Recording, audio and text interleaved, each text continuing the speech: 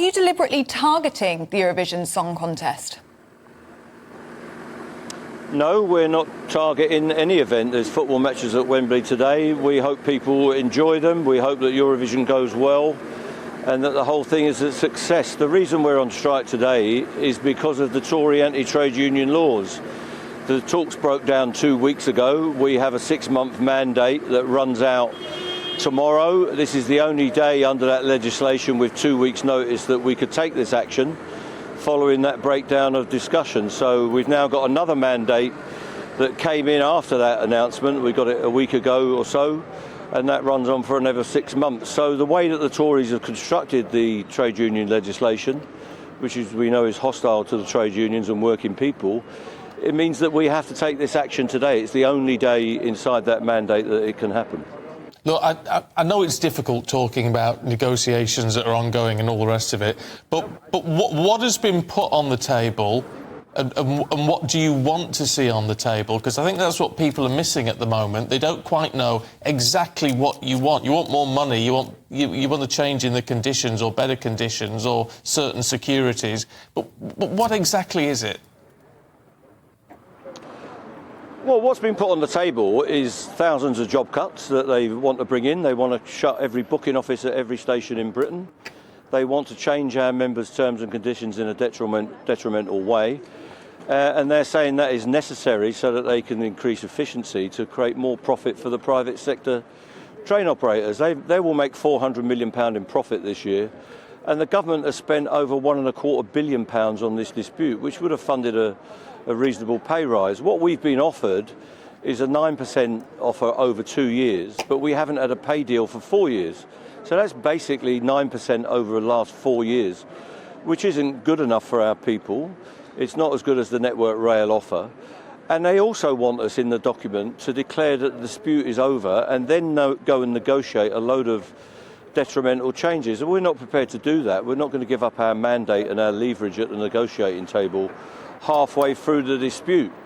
So there are a lot of preconditions on it that we just cannot accept. But the fact is that this government is determined to keep this dispute going because they've got issues in healthcare and with the nurses and the doctors, with the teachers, and they're trying to clamp down on working people's pay so that they can transfer that wealth to the rich people of this society where dividends and profits are up. The stock exchange is up, the economy is growing, but they want to do that on the basis of low pay, and we're not prepared to accept that.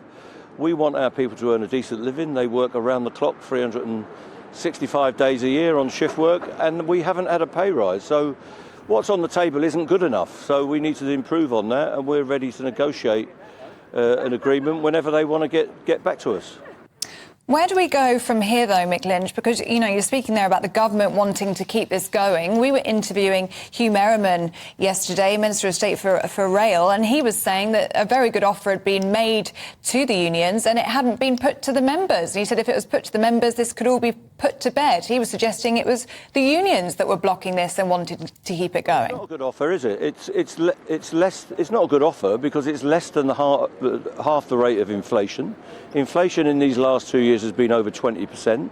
They've offered 9% for that period. So we would be selling our members out if we just took that at face value. But on top of that, the stipulations they've put is that we must give up this campaign while we haven't negotiated that second year. So we're not prepared to do that. Hugh Merriman, while he's telling us what we should accept, is subsidising the private sector operators to the tune of £400 million.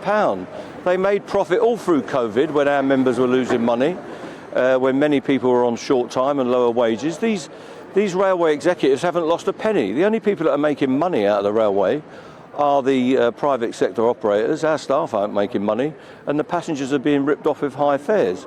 And at the same time, the taxpayer is subsidising private sector companies who are making handsome profits. So Hugh Merriman's got it wrong.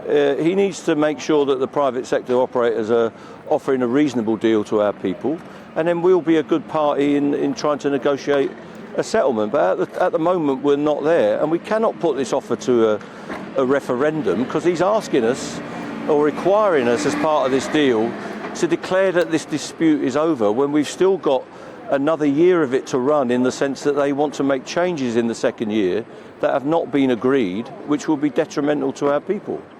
Look, in the last, well, more than 6 months, I mean, since June last year, you've been running this on a strategy of periodic strikes, you know, a few days of strike action, pretty severe, and then back to normal. We're talking to your former Assistant General Secretary, Steve Headley, yesterday, who says, look, that is a tactic, hasn't worked, isn't working.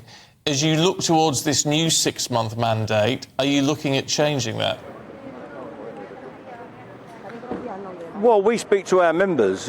We go round to our branches and speak to our members and the officials on the ground, the people who are on the picket lines, and they feed into us how they want to keep this campaign going. We said at the very beginning, when we started balloting, this will be a long-term campaign, and we have to dig in to see this through, and that's exactly the tactics that our members want. They are completely behind what we've done already and what we might be doing in the future.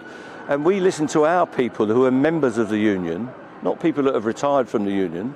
We listen to the people that are paying their subs and are losing their wages in these strikes. They dictate and decide what our tactics will be, and we'll be reviewing it again next week. And we will put down a campaign of action that is sustainable, that keeps the pressure on the employers and the government to come to the table and make a reasonable deal.